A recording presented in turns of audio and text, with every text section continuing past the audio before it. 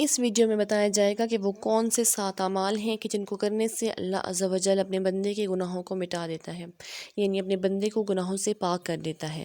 حضرت انس رضی اللہ تعالیٰ عنہ اور حضرت ابو ہریرہ رضی اللہ تعالیٰ عنہ سے روایت ہے کہ سرکار دو عالم نے فرمایا، قسم ہے اس ذات کی جس کے ہاتھ میں میری جان ہے کہ اگر تم گناہ نہ کرو تو اللہ تعالیٰ تم کو ختم کر کے ایسی قوم لے آئے گا کہ جو گناہ کے بعد اپنے رب سے مغفرت طلب کریں گے اور اللہ تعالیٰ انہیں معاف فرما دے گا۔ حضرت معاذ بن جبل رضی اللہ تعالیٰ عنہ بیان کرتے ہیں کہ ایک روز نبی کریم صلی اللہ علیہ وآلہ وسلم ہمیں نماز فجر پڑھانے کے لیے تشریف نہ لائے۔ قریب تھا کہ ہم سورج طلوع ہونے کا مشاہدہ کر لیتے تھے۔ پھر آپ صلی اللہ علیہ وآلہ وسلم بہت تیزی کے ساتھ تشریف لائے، چنانچہ نماز کے لیے اقامت کہی گئی۔ رسول کریم صلی اللہ علیہ وآلہ وسلم نے اختصار کے ساتھ نماز پڑھائی۔ بس جب آپ صلی اللہ علیہ وآلہ وسلم نے سلام پھیرا تو بآواز بلند فرمایا، اپنی جگہوں پر ایسے بیٹھے رہو۔ پھر آپ صلی اللہ علیہ وآلہ وسلم نے ہماری جانب متوجہ ہو کر فرمایا، میں ابھی تمہیں بتاتا ہوں کہ میں تمہیں نماز پڑھانے کے لیے کیوں نہیں آیا۔ میں رات کو بیدار ہوا، وضو کیا اور جس قدر مقدر میں تھا میں نے نماز پڑھی۔ مجھے نماز میں اونگ آنے لگی، حتیٰ کہ وہ مجھے غالب آ گئی۔ جب میں نے اپنے رب کریم کو بہترین صورت میں دیکھا، چنانچہ اس نے فرمایا، اے محمد صلی اللہ علیہ وآلہ وسلم۔ میں نے عرض کیا، میرے رب حاضر ہوں۔ فرمایا، فرشتے کس چیز کے بارے میں بحث و مباحثہ کر رہے ہیں؟ میں نے عرض کیا کہ میں نہیں جانتا۔ اللہ تعالیٰ نے 3 مرتبہ ایسے ہی فرمایا۔ میں نے اسے دیکھا کہ اس نے اپنا ہاتھ میرے کندھوں کے درمیان رکھ لیا، حتیٰ کہ میں نے اللہ تعالیٰ کی انگلیوں کے پوروں کی ٹھنڈک اپنے قلب و صدر میں محسوس کی اور میرے سامنے ہر چیز واضح ہو گئی اور میں نے پہچان لیا۔ پھر رب تعالیٰ نے فرمایا، اے محمد صلی اللہ علیہ وآلہ وسلم۔ میں نے عرض کیا، میرے رب میں حاضر ہوں۔ پھر فرمایا کہ فرشتے کس چیز کے بارے میں بحث و مباحثہ کر رہے ہیں؟ میں نے عرض کیا، گناہ مٹا دینے والے اعمال جن کے بارے میں فرمایا وہ کیا ہیں؟ میں نے عرض کیا، نمبر 1 بجماعت نماز کے لیے چل کر جانا، نمبر 2 نماز کے بعد مساجد میں بیٹھے رہنا، اور نمبر 3 ناگواری کے باوجود اچھی طرح وضو کرنا۔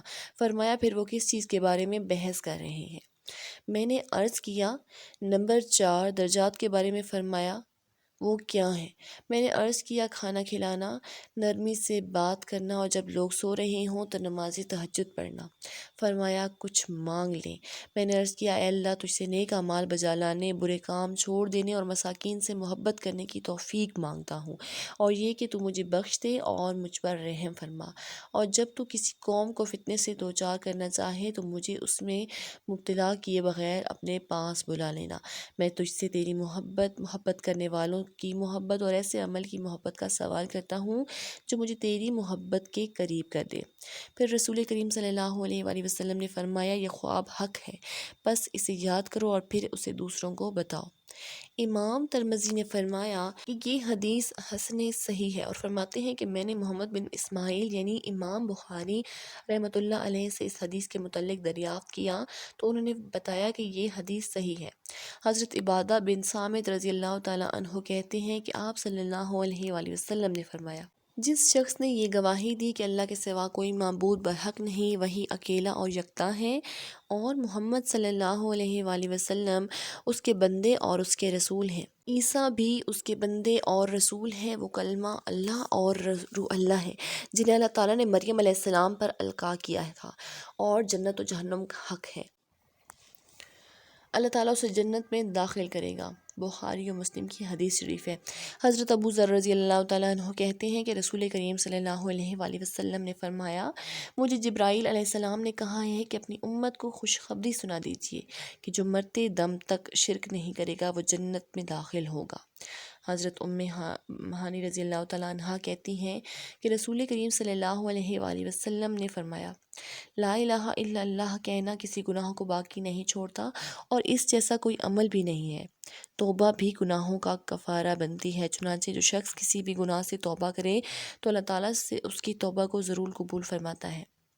اسی بارے میں حضرت ابو ہریرہ رضی اللہ تعالیٰ عنہ کہتے ہیں کہ نبی کریم صلی اللہ علیہ وآلہ وسلم نے فرمایا، جو شخص سورج کے مغرب سے طلوع ہونے سے پہلے توبہ کر لے، اللہ تعالیٰ اس کی توبہ قبول فرماتا ہے۔ نماز گناہوں کو مٹانے کا عظیم ذریعہ ہے۔ چنانچہ حضرت عثمان رضی اللہ تعالیٰ عنہ کہتے ہیں کہ میں نے رسول کریم صلی اللہ علیہ وآلہ وسلم کو فرماتے ہوئے سنا کہ جو شخص بھی اچھی طرح سے وضو کریں اور نماز پڑھے تو اس کے اور اس سے متصل نماز کے مابین اس کے سارے گناہ معاف کر دیے جاتے ہیں۔ یہ بھی بخاری اور مسلم کی حدیث شریف ہے۔ حضرت ابو ہریرہ رضی اللہ تعالیٰ عنہ روایت کرتے ہیں کہ آپ صلی اللہ علیہ وآلہ وسلم نے فرمایا، پانچوں نمازیں جمعہ سے جمعہ تک اور رمضان سے رمضان تک درمیان میں آنے والے گناہوں کا کفارہ ہے، بشرطے کہ کبیرہ گناہوں سے بچا جائے۔ نبی کریم صلی اللہ علیہ وآلہ وسلم نے فرمایا، آدم علیہ السلام کی ساری اولاد خطا کار ہے اور ان میں سے اچھے توبہ کرنے والے خطا کار ہیں۔ اللہ تعالیٰ نے ابن آدم کو انہی صفات کے ساتھ پیدا کیا ہے، کبھی بھی یعنی کہ کبھی اطاعت تو کبھی معصیت۔ اللہ تعالیٰ نے فرمایا کہ انسان سیدھا چلتا ہے تو کبھی الٹا ہو جاتا ہے، یاد بھی کرتا ہے، بھول بھی جاتا ہے، انصاف بھی کرتا ہے اور ظالم بھی بن جاتا ہے۔ اس لیے معصوم صرف انبیاء کرام ہی ہیں۔ اللہ تعالیٰ نے ہر نومولود کو فطرت یعنی اسلام پر پیدا فرما کر احسان فرمایا ہے، چنانچہ جو اسلام پر قائم رہا اور انبیاء کی دعوت کو قبول کیا تو وہی ہدایت پاتا ہے۔ اللہ تعالیٰ اس کی نیکیاں قبول اور گناہ معاف فرمائے گا۔ سیدنا جابر بن عبداللہ رضی اللہ تعالیٰ عنہ روایت کرتے ہیں کہ وہ کہتے ہیں، ظہر یا عصر کی نماز کی بات ہے، ہم رسول کریم صلی اللہ علیہ وآلہ وسلم کی اقتداء میں صف بنائے نماز ادا کر رہے تھے۔ ہم نے آپ صلی اللہ علیہ وآلہ وسلم کو دیکھا کہ آپ صلی اللہ علیہ وآلہ وسلم نماز کے دوران اپنے سامنے کسی چیز کو بار بار پکڑنے کی کوشش کر رہے ہیں، لیکن پھر آپ صلی اللہ علیہ وآلہ وسلم اور اس کے درمیان رکاوٹ ڈال دی گئی۔ پھر آپ صلی اللہ علیہ وآلہ وسلم پیچھے کو ہٹے اور ہم بھی پیچھے کی جانب ہٹ گئے۔ آپ صلی اللہ علیہ وآلہ وسلم دوبارہ پیچھے کو ہو گئے اور ہم بھی پیچھے ہٹ گئے۔ پھر جب نبی کریم صلی اللہ علیہ وآلہ وسلم نے سلام پھیرا تو سیدنا ابی کعب رضی اللہ تعالیٰ عنہ نے عرض کیا کہ اے اللہ کے رسول صلی اللہ علیہ وآلہ وسلم، آپ کو نماز کے دوران ہم نے ایسا عمل کرتے ہوئے دیکھا کہ اس سے نماز قبل تو نماز میں ایسا کوئی عمل کرتے ہوئے نہیں دیکھا۔